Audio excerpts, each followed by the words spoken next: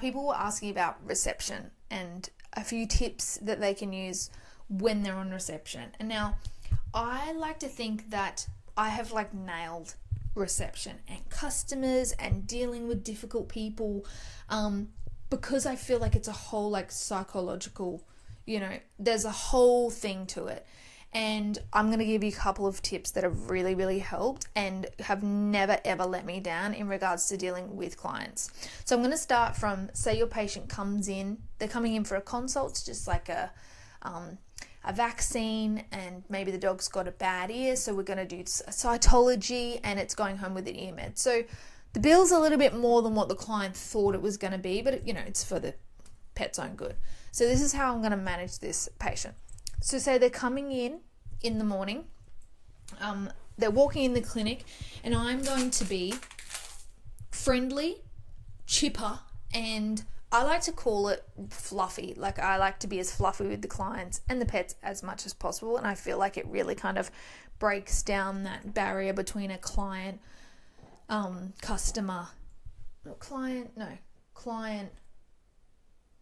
staff, client, what is the word for that? I forget. Anyway, client, vet, staff, kind of barrier. I've got in my head, I want this client to be like my best friend.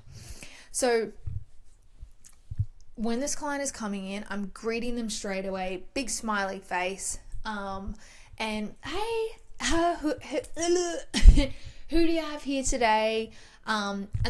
I find like a big key for me to kind of break down that, I'm just checking someone in, is I always talk to the patient. I get up out of the desk, go around out of the desk and talk and greet the patient as well, because that's why they're here. That's why, and to these people, this dog is like, their baby.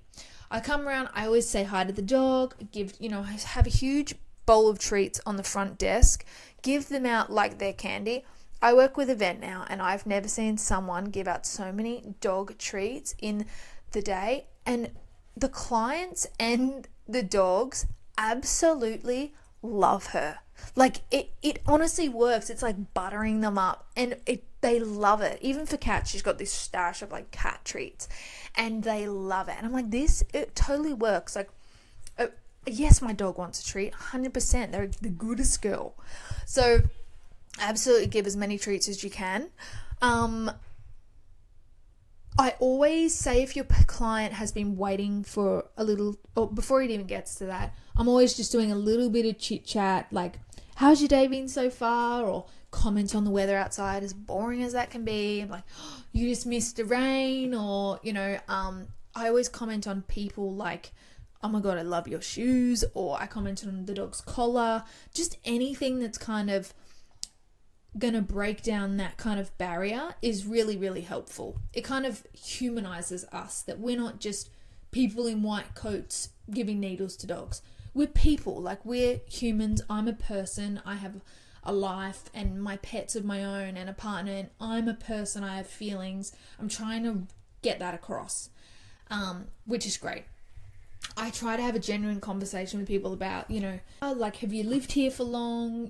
Just little things that I'm genuinely interested in this person and this pet, and what's your life like, kind of thing. Okay, say if your patient and the client has been waiting for a long time, I'll always make the comment of, and you can always do, sorry, the vet won't be long. I always try and go with, I'll talk to the dog and go, oh my God, you are so patient. You've been so patient. And I look to the dog owner, and they always feel like, you can always tell they're very, very proud. And it kind of, like, and the thing is, it's me validating that you guys have been waiting for a while. And that's all they want. They just want to be seen that they've been waiting. So it's about validating their feelings. I also like to do is, and a big thing with clients and customers about like breaking down that wall, is being on their side. The best explanation I can give you for this is that, say if me and a friend of mine, we're both on the same, we've got the same opinion about something. we're not going to fight. I mean, you're not going to fight the people that are on your same team. So if I'm on the team of the client, they're not going to fight with me. I'm an ally. So this gets down the board when we're talking about paying the bill, but we'll get to that as well. So when I'm saying to the client, hey, look, he's so patient. Thanks for waiting. Sorry, it's been a chaotic morning. We're so behind. You're kind of you're making it, you're helping the client understand it's not, oh, sorry, we won't be too long. And you've got to fluffy up the delivery of everything you say. For me, I'm very kind of fluffy and gentle and submissive, and I'm not like a submissive person, but I come in with a submissive kind of tone, and it reflects.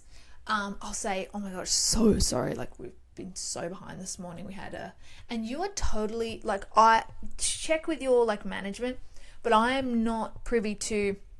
I'll tell the client, hey, like, so sorry, we're so behind. We had a dog come in this morning that was like hit by a car, or do you know what I mean? And then that client goes, oh God, they've had a crazy morning. Instead of them just thinking they're just, they're ignoring me. I'm just sitting here. It's like, and when you tell clients about like what actually goes on behind the scenes, they feel like they are amongst the goss, really, and they're being led into this kind of secret society of what's actually going on. I always find that if I tell clients like, hey, like, oh my gosh, like we had this dog in and this happened, like, or something happened, but something that's going on, they love it. They love to hear about it, because then they understand, oh my God, okay, they don't just have my dog to see, they've got every dog and cat in the bloody neighborhood to see as well. It's not just, and people get kind of self-aware, not self-aware at all, actually. It's, what would you call it? Not self-obsessed. Self-absorbed. And they think that them and their dog are the only one in the world like that's coming to this vet clinic. Do you know what I mean? So it's about like just kind of setting the tone and like setting the standard, and setting expectation. That's a good one. Setting the expectation. So say they're waiting for a little bit, all fine. Okay, so now they've gone in for their consult and then they're coming out to pay. And so this is where I find that we get, especially in industry, like vet bills are friggin' expensive, and sometimes people are shocked. And that's okay. Like at the end of the day, we go, oh, well, I hear lots of people say, oh, well, if you can't have a dog, like don't, have one. And if you can't pay for the dog, if you can't pay for vet bills, don't have one. But it's, let's just have a little bit more empathy when it comes to this. A lot of people, when they comment on the price of the bill, it's just that they want to be validated that, yeah, they're spending money. If you might have noticed that when people spend a lot on their pets, they tell everyone. So like lots of people go to like a specialist and I spent 10 grand. It's not so much that they're slamming the vets and the vet clinics. It's that they want to tell everyone that they spent 10 grand. I spent 10 grand on it. It's like we're looking at it sometimes wrong. Sometimes they are saying it's so expensive, which is fine. But I find actually in a lot of the tones that people are okay to spend. They will spend whatever they need to on their pets. When people do bring it up, I find that sometimes it's that they want to kind of gloat. So let's do just that and give them the flowers that they want. We give them that validation. So patient comes out, client comes out to pay. Say the bill's like $450. $450, bang, unaware. They didn't know they were going to spend that. It can be a lot for some people. Do you know what I mean? So let's validate that client. And it's going back to, I'm on their team. It's not saying that I'm not on the vet's team, I'm not on the clinic's team, 100%, that's why I'm there. But it's about validating the client and what they want to kind of feel. So what I usually do that I find that works a lot of the time, I'll always say, if we don't have pet insurance for them on the file, I'll say, and I'm using these characteristics as well of my face, my expression and my tone. I'll say, oh, did you guys have pet insurance as well? And you see, it's not in a, do you guys have pet insurance? See how the tone is totally different, and it's a bit rude, and it's a bit like, it's harsh. That's what it is. I don't want it to sound like I'm blaming them, and I'm not blaming them. I am just genuinely asking, because sometimes people do forget. So I'm like, oh, did you guys have, I forgot to ask, and I'll do that as well. I forgot to ask earlier, do you guys have pet insurance for Fluffy? Oh no. Oh, okay, no worries. That's totally fine. I just always like to double check. That's what I'm saying to them. And they go, okay, great.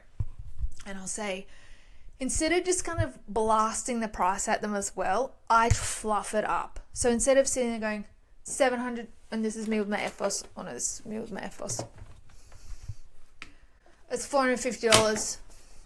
And I'm not saying that everyone does it like that, but I'm just saying that people, it's pretty, the tone and like the abruptness of it's $450. It's just like, you don't give a fuck. Sorry. So what I like to do, I fluff it up like it's a big to do. Like and they can, if it's kind of like they think I'm nervous to tell them the price, because it gives them a self kind of awareness. Not awareness. Why do I keep using that word? Self, like, not gratitude. I don't know. I'll come back to that. I will say, okay, so Fluffy here today, and I can be looking straight at the price on the computer, but I'm, trying to make it seem like I'm looking for the price, like it's, it's not there kind of thing. Okay, okay, there it is. Okay, so this also breaks down that I'm not the one setting the fee, if that makes sense. So when customers come in and they go, what's that fee for?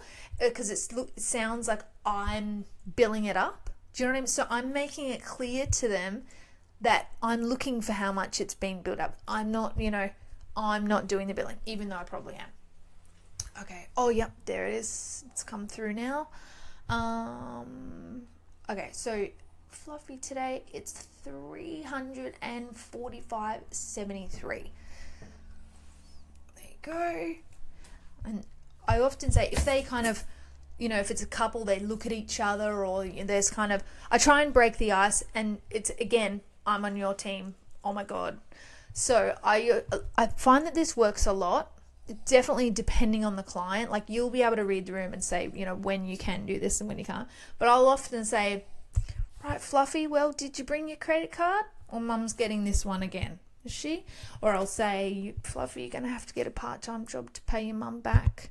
And that always breaks the ice. They go, oh, yeah, we'll have to get him working. They love that. And it just kind of slices through that uneasiness between us and it sounds like I'm on your team. Like, I don't want you to pay this. Like, it's, so therefore kind of just like minimizing that risk of the client flaring up about the price or asking, being angry about the price. It just kind of, you're neutralizing it. You're also validating them that they're paying a lot of money. So, and the dog is just, or I'll say as well, a really good one is, you're lucky, you're cute, and they love that. They love that. And I find a lot of the time with everything that we have like going on with clients and working on reception, it's the tone. It's the tone and how it's delivered. And yeah, I know that some people aren't fluffy people, and it is hard to kind of, but if you find that you are clashing with clients quite a bit, try it out. Because I don't, no one wants you to be upset when you're just trying to do your job. I totally get it. But if at the end of the day it's ruining your day, let's try and fix it, if that makes sense. Let's try and kind of work around how can we get around this, not like ruining your day. Because no one wants that, and that's not fair. You're there doing your job. But it is kind of like a psychological thing, like working around people's kind of personalities. It's very It's very interesting, but it took me a long time to kind of get there, if that makes sense. It's not something that at the start when I started nursing, I was very nervous, and I felt like I did clash with clients a lot. And I was like, what, like, why are they so rude? And I just feel like it just comes with experience and like life experience of how to kind of deal with different situations, if that makes sense.